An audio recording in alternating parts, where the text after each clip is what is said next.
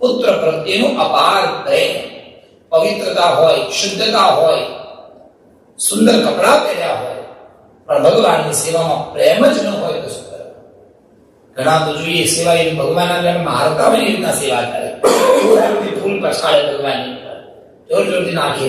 અને અમુક વાર તો મેં જોયા ઘણા લોકો ભગવાન નવડાવતા અભિષેક ભાઈ ઠાકોરજી આમ લે આમ ખંખેરે, બોલો જય શ્રી કૃષ્ણ, ના ખંખેરાય આ ભગવાન છે, એમાં ભગવાનનો ભાવ હોવો જોઈએ.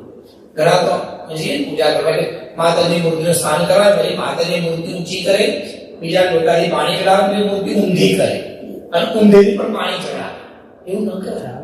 બહુ જ પ્રેમથી ધીરે રહીને મૂર્તિ હાથમાં લેવાય અને સુંદર કપડેથી ઓછા હાથે ભગવાનને લૂછી લેવાય. કારણ એ મૂર્તિમાં જો પ્રેમ ન જાગે તો એ સેવા એ ભક્તિ ન કહેવાય.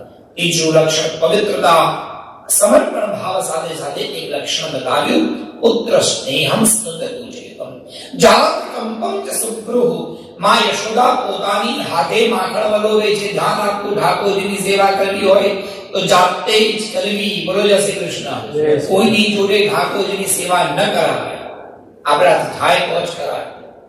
પૈસા આપી દઈશું તમે ઠાકોરજીની સેવા, એને પૂજા કહેવાય. પૂજાની વાત અલગ છે. પૂજા સકામ કર્મ છે, ઠાકોરજીની સેવા એ સકામ કર્મ નથી.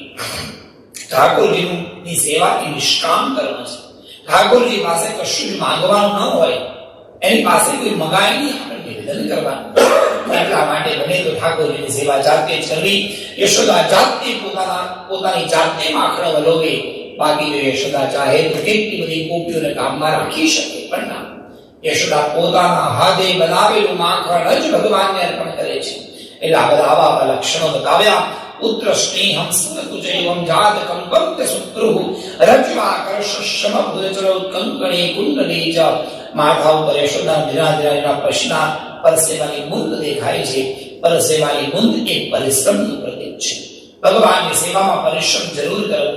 ભલે તકલીફ પડે તોય તકલીફ સહન કરવાની અને ભગવાનની સેવા કરવાની. વિચાર કરો સાહેબ, વર્ષો પહેલા જે આ વ્રજ ભક્તો જ્યાં જેટલા આચાર્યો થયા, કેટલી મહેનત કરીને ભગવાનની સેવા કરી. પદ પર કેટલી બધી મહેનત કરતા, વ્રજમાં રહેતા, પંખા વગર રહેતા. આજે પણ જુઓ વ્રજ ભક્તોનું જીવન. વ્રજમાં તમે જાઓ ત્યાં લોકો એવી રીતે રહે છે, બિલકુલ ફેસિલિટી વગર. આપણને તો ફેસિલિટી વગર ફાવે જ નહીં. બોલો જય શ્રી કૃષ્ણ.